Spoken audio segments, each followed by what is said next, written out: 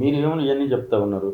వాళ్ళేమన్నా బాబు షూరిటీ, మోసం గ్యారంటీ అని చెప్పి ప్రతి మండలాల్లో కార్యక్రమాలు పెడతా ఉంటే, మీరు వాటిని ప్రజలకు ఎందుకు గట్టిగా చెప్పలేకపోతున్నారు? వాళ్ళు ఆ విధంగా మీటింగ్‌లు పెట్టి చెప్తా ఉన్నారు కదా! అసలు ఒక్క పథకమే లేదు, అన్ని గందరగోళమైనయి, మేమున్నప్పుడు బ్రహ్మాండంగా చేసాం, ప్రతి పేదవాడిని ఆదుకున్నాం. కానీ వాళ్ళు బాబు షూరిటీ, మోసం గ్యారంటీ అని చెప్పి మండలాల వారీగా కార్యక్రమాలు పెడతా ఉన్నారు. దానికి సమర్థవంతంగా మీరు తిప్పికొట్టలేకపోతున్నారు కదా! బాబు ప్రోగ్రాంలన్నీ మోసం అదేది బాబు షూరిటీ మోసం గ్యారెంటీ దాని మీద అడుగడుగున చెప్తా ఉన్నాం మనం. వాళ్ళు ఎప్పుడు కూడా ఫేక్ పార్టీ కదా జగన్మోహన్ రెడ్డి పార్టీ.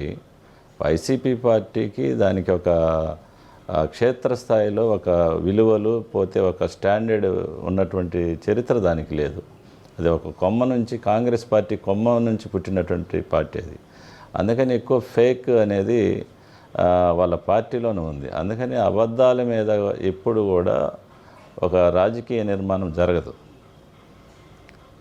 నిరుద్యోగ భృతి మనం ఇచ్చాం, 2000 రూపాయలు ఇచ్చాం.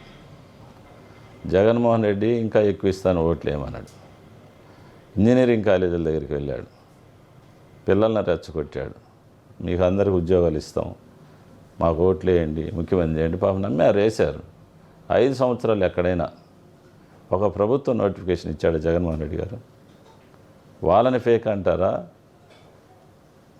నిరుద్యోగులకి ముఖ్యమంత్రి అయిన వెంటనే మా నాయకుడు ముఖ్యమంత్రి గారు నారా చంద్రబాబు నాయుడు గారు 16,000 పైచీలకు టీచర్ పోస్టులు డిఎస్సి ద్వారా నోటిఫికేషన్ వేసి రేపో మాపు ఉద్యోగాలు ఇస్తున్నటువంటి మమ్మల్ని ఫేక్ అంటారా?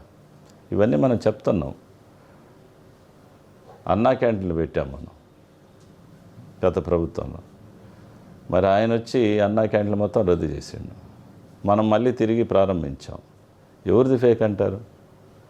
మరి అమ్మఒడి ఇంట్లో మొత్తానికి ఇస్తామని చెప్పి ఓట్లు వేయించుకున్నాడు, ఒకరికే ఇచ్చారు. ఫేక్ మరి జగన్మోహన్ రెడ్డి, మరి తల్లికి వందనం ఇంట్లో ఎంతమందికి ఉంటే అంతమందికి ఇస్తామన్న మా ముఖ్యమంత్రి గారు ఫేకా? ప్రజలను వాళ్ళు నమ్మే పరిస్థితి లేరు. ఎందుకంటే ఎక్కడ కూడా ఇదే కాదు, ఒక సంక్షేమ కార్యక్రమాలే కాదు, అభివృద్ధి కార్యక్రమాలు కూడా చూసుకోండి. ఎక్కడ కూడా గత 5 సంవత్సరాల్లో పంచాయతీ సర్పంచులకు వచ్చినటువంటి నిధులు కూడా జగన్మోహన్ రెడ్డి గారు పక్కదోవ పట్టించి పంచాయతీలన్నీ కుంటుబడి, అభివృద్ధిలో కుంటుబడేటట్టు చేశాడు అతను. అవన్నీ మనం అందరూ చూసినాం. మరి ఈరోజు పంచాయతీ సర్పంచులకి ఎన్డీఏ కూటమి ప్రభుత్వం వచ్చిన తర్వాత నిధులు కేంద్ర ప్రభుత్వం నుంచి వస్తున్నాయి, రాష్ట్ర ప్రభుత్వం టైప్ నిధులు అన్నీ కూడా వచ్చి ఈరోజు గ్రామాలు అభివృద్ధి చెందుతున్నాయి.